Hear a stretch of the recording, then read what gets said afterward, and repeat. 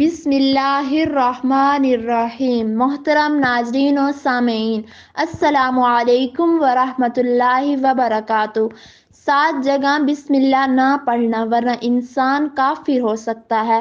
قرآن اللہ کا کلام ہے۔ جبرائیل علیہ السلام قرآن پاک کو نبی پاک صلی اللہ علیہ وآلہ وسلم کے پاس لائے۔ قرآن پاک اس لیے لایا گیا کہ ہمیں زندگی کا انجام سمجھایا جا سکے۔ اگر قرآن پاک پہاڑوں پر اتارا جاتا تو پہاڑ ریزہ ریزہ ہو جاتے، زمین اور آسمان پرزہ پرزہ ہو جاتا۔ میرے نبی صلی اللہ علیہ وآلہ وسلم کا سینہ اتنا طاقتور ہے کہ قرآن پاک اتارا گیا اور پہنچا دیا گیا۔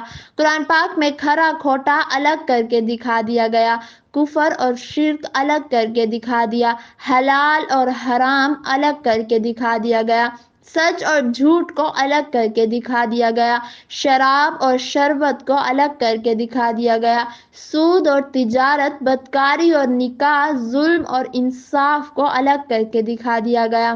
اب کوئی یہ نہیں کہہ سکتا کہ مجھے پتہ نہیں تھا۔ اب جو ہلاک ہوگا اور کامیابی کے راستے پر چلے گا وہ دیکھ کر یہ سب کرے گا، جو ہلاک ہوگا وہ خود ہلاک ہوگا۔ حالانکہ قرآن پاک میں سب بتا دیا گیا ہے۔ قرآن پاک مقدس اور عظیم کتاب ہے، یہ برکت والی کتاب ہے۔ اس کی آیتوں میں مومنوں کے لیے شفا رکھی گئی ہے۔ قرآن کے ایک ایک حرف میں 10 نیکیاں اللہ نے مقرر فرمائی ہیں۔ قرآن پاک دنیا اور آخرت کی پریشانیوں کا علاج ہے۔ قرآن مقدس رحمتوں کا خزانہ ہے۔ اس عظیم رحمت والے خزانے سے مالا مال ہونا ہو تو پہلے سچے دل سے بسم اللہ الرحمن الرحیم پڑھو، پھر اس خزانے کو کھولو اور زیادہ سے زیادہ اللہ کی رحمتوں کو حاصل کرو۔ جب قرآن جیسی مقدس اور عظیم کتاب بغیر بسم اللہ الرحمن الرحیم کے نہیں کھلتی تو دوسرے جائز کام کی برکتیں بغیر بسم اللہ الرحمن الرحیم کے کیسے حاصل ہو سکتی ہیں؟ حضرت عثمان بن عفان رضی اللہ تعالی عنہ نے رسول صلی اللہ علیہ وآلہ وسلم سے بسم اللہ کی نسبت سے سوال کیا۔ آپ صلی اللہ علیہ وآلہ وسلم نے فرمایا، یہ اللہ تعالیٰ کا نام ہے، اللہ تعالیٰ کے بڑے ناموں اور اس میں اس قدر نزدیکی ہے جیسے آنکھ کی سیاہی اور سفیدی۔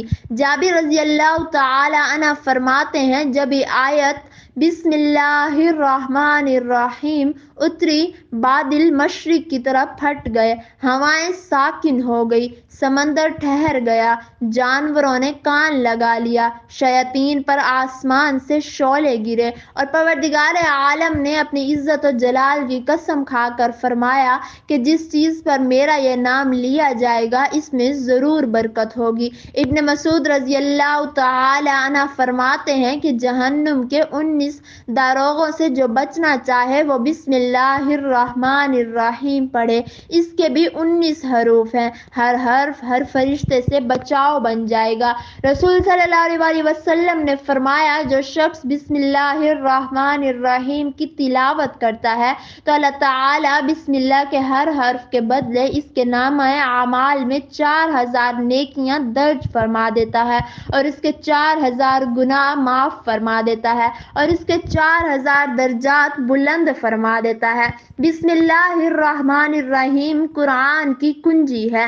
بسم اللہ الرحمن الرحیم کا ورد جس دل میں اتر جاتا ہے پھر اس دل میں نہ کسی چیز کی کمی رہتی ہے اور نہ خواہش۔ اس کو پڑھنے سے راحت اور رفعت نصیب ہوتی ہے۔ جب یہ آیت نازل ہوئی تو شیطان نے اپنے سر پر خاک ڈالی، جو اس کو پڑھے گا جنت نصیب ہوگی، بیمار کو شفا ملے گی۔ حضرت ابو ہریرہ رضی اللہ تعالی عنہ سے روایت ہے کہ رسول صلی اللہ علیہ وآلہ وسلم نے فرمایا کہ جب تم وضو کرو تو بسم اللہ کہہ لیا کرو، کیونکہ نگہبان فرشتے فارغ نہ ہوں گے، برابر تیری نیکیاں لکھتے رہیں گے یہاں تک کہ تو وضو مکمل کر چکے۔ جب کوئی شخص ایسی گری ہوئی چیز اٹھائے کہ جس پر بسم اللہ لکھا ہوتا ہے تو اللہ تعالیٰ اسے صدیقوں میں لکھتا ہے، اس کے والدین پر سے عذاب کم کر دیتا ہے۔ حدیث میں ہے کہ شب معراج میں حضور صلی اللہ علیہ وآلہ وسلم حضرت جبرائیل علیہ السلام سے دریافت کیا کہ بہشت میں جو 4 نہریں جاری ہیں ان کی اصل کہاں سے ہے؟ حضرت جبرائیل علیہ السلام نے آپ صلی اللہ علیہ وآلہ وسلم کو اپنی براق پر سوار کیا اور خود آگے آگے چلے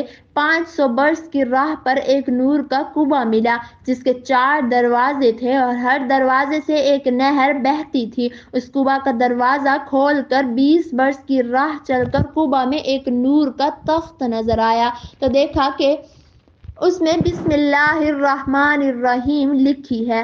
بسم کی میم سے ایک نہر، اللہ کی ہا سے دوسری نہر، الرحمن کی میم سے تیسری نہر اور الرحیم کی میم سے چوتھی نہر جاری ہے۔ اسی وقت آپ صلی اللہ علیہ وآلہ وسلم کو حکم الہی پہنچا کہ آگاہ ہو جائیے، آپ صلی اللہ علیہ وآلہ وسلم کی امت میں سے جو شخص ایک مرتبہ اس کو پڑھے گا میں اس کو ان 4 نہروں سے سیراب کر دوں گا۔ سبحان اللہ۔ لیکن کچھ ایسی جگہیں جہاں پر بسم اللہ پڑھنا حرام ہے، جائز ہی نہیں ہے، ہر انسان جہاں چاہتا ہے پڑھ لیتا ہے۔ کچھ لوگوں کو ایسی عادت بن جاتی ہے کہ وہ ہر کام کرنے سے پہلے بسم اللہ پڑھتے ہیں، تو کچھ ایسی بھی جگہ ہیں جہاں پر بسم اللہ نہیں پڑھنی چاہیے۔ جہاں پر بسم اللہ الرحمن الرحیم انسان اگر پڑھے گا تو وہ گناہ گار ہوگا۔ بسم اللہ کا پڑھنا ایسی جگہوں پر، ایسے مقامات پر جائز نہیں ہے۔ اگر آپ کوئی نیک کام شروع کرنے سے پہلے بسم اللہ پڑھتے ہیں تو پھر انشاءاللہ اس میں آپ کو نقصان نہیں ہوگا۔ اللہ تعالیٰ خود آپ کا حامی و مددگار اور ناصر بن جائے گا، کیونکہ آپ نے اپنے اس کام کو اللہ کے نام سے شروع کیا ہے کہ ہمارا کام تھا کرنا اور بندہ کیا کرتا ہے جو اس کے بس میں ہوتا ہے۔ بندہ تو اسباب اختیار کرتا ہے اور بندہ کر بھی کیا سکتا ہے۔ بندے کے ذمہ صرف اسباب اختیار کرنا ہے کہ آپ کسی کام کو کرنے سے پہلے سبب اختیار کریں کہ ہمیں یہ کام کرنا ہے، باقی آپ اللہ کے سپرد کر دیں، آپ اپنے کام کو کریں، باقی جو اب آپ کا کام وہ اللہ تبارک و تعالی کے سپرد کر دیں۔ ایک مرتبہ ایک صحابی رضی اللہ تعالی عنہ آئے، آ کر عرض کیا، یا رسول صلی اللہ علیہ وآلہ وسلم میں پریشان ہوں، ہمارے اونٹ کہیں کھو گئے ہیں۔ تو آپ صلی اللہ علیہ وآلہ وسلم نے ان کو یہ بتایا کہ اللہ پر بھروسہ کرو اور اللہ پر بھروسہ ہی اصل چیز ہے۔ یہ بولو کہ میں نے اللہ پر بھروسہ کر لیا، اللہ پاک کافی بہترین کارساز ہے۔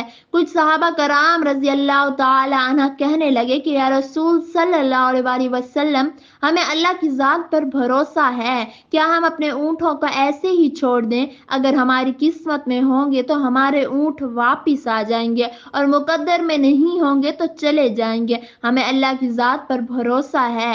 تو آپ صلی اللہ علیہ وآلہ وسلم نے فرمایا کہ نہیں، پہلے اپنے اونٹ کو باندھو، پھر اللہ کی ذات پر یقین کرو، پھر اللہ کی ذات پر بھروسہ کرو، یعنی ہمارے ذمے کا جو کام ہے وہ ہمارے اوپر کرنا لازم ہے۔ اسباب کا انسان انکار نہیں کر سکتا کہ نہیں ہم تو ہاتھ پر ہاتھ رکھ کر بیٹھ جائیں گے، اب اللہ کھلائے، کیونکہ وہ رازق ہے، وہ ہمیں کھلائے، لیکن آپ اپنی محنت کریں، آپ اسباب اختیار کریں، پھر اللہ کی ذات پر چھوڑیں۔ جب ہم نیک کام کر رہے ہیں یعنی کھانا کھا رہے ہیں تو ہمیں پہلے بسم اللہ الرحمن الرحیم پر پڑھنے کی تاکید کی گئی ہے، لیکن بہت سارے لوگ ایسے ہوتے ہیں کہ جو حرام کام کرتے ہیں، جیسے مثال کے طور پر اگر کوئی انسان جوا کھیل رہا ہے تو اس میں بسم اللہ کا پڑھنا حرام ہے کہ اللہ کے نام سے شروع۔ اللہ نے کب کہا تھا کہ آپ جوا کھیلو جا کر؟ اللہ نے کب کہا تھا کہ آپ شراب بیچو جا کر؟ اللہ نے کب کہا تھا کہ آپ جھوٹ فریب کرو جا کر؟ اللہ نے تو کہا ہی نہیں۔ تو مقصد صرف یہ ہے کہ شیطان تو ہر طرح سے انسان کو بہکاتا ہے، تو اس لیے حرام کاموں سے پہلے بسم اللہ ہرگز نہیں پڑھنی چاہیے۔ ہمیں ہر کام شروع کرنے سے پہلے بسم اللہ پڑھنا چاہیے۔ ہمیں احتیاط رکھنا چاہیے کہ جب ہم باتھ روم کے اندر داخل ہو چکے ہوں، نہانے سے قبل بسم اللہ نہ پڑھیں، باتھ روم میں جانے سے پہلے بسم اللہ پڑھیں، اور باتھ روم کے نکلنے کے بعد جب کپڑے پہنے تو بسم اللہ پڑھیں۔ اور کوئی انسان کاروبار کرتا ہے، اب اس نے جھوٹ بولا اور پھر اس کے بعد پیسے لیتے وقت بسم اللہ پڑھنا، تو ایسی جگہوں پر جہاں حرام کا کوئی کام ہوتا ہے تو وہاں پر بسم اللہ نہیں پڑھنی چاہیے، کیونکہ اللہ تبارک و تعالی نے آپ کو دنیا میں چھوٹ دے رکھی ہے۔ اللہ سب کو دیکھ رہا ہے کہ کون کیا کر رہا ہے، تو جو کچھ ہم کر رہے ہیں صحیح ہے یا غلط۔ اس کے بعد پھر لوگ کہتے ہیں کہ یہ تو اللہ کی مرضی ہے، لیکن یاد رکھنا اللہ کی مرضی نہیں، اللہ کی اجازت ہے۔ اللہ نے آپ کو اجازت دی ہوئی ہے، اللہ نے چھوٹ دی ہوئی ہے کہ کر لو دنیا میں جیسا کرنا ہے۔ اللہ ظالم کو ڈھیل دیتا ہے، لیکن جب پکڑتا ہے تو چھوڑتا نہیں ہے۔ اللہ کی پکڑ بڑی سخت ہے۔ تو دنیا میں اللہ دیکھ رہا ہے، یہ مرضی نہیں ہے اللہ کی کہ آپ گناہ کرو، لیکن اللہ نے بس اجازت دی ہوئی ہے کہ آپ کر لو، دیکھیں کتنا کرو گے۔ ایک دن آؤ گے میرے پاس، جب آؤ گے تب ہم فیصلہ کریں گے۔ مالک یوم الدین، انصاف کے دن کا حاکم۔ تو اللہ کی ربوبیت سمجھیں، اور ہمیں یہ سمجھنا چاہیے کہ کون سے کام ہمیں کب کرنے چاہیے، کب نہیں کرنے چاہیے۔ جو سنت رسول صلی اللہ علیہ وآلہ وسلم پر ہم عمل کریں گے تو اللہ تعالی ہمیں کامیاب کر دے گا۔ اللہ پاک صراط مستقیم پر ہمیں چلنے کی توفیق عطا فرمائے۔ آمین ثم آمین۔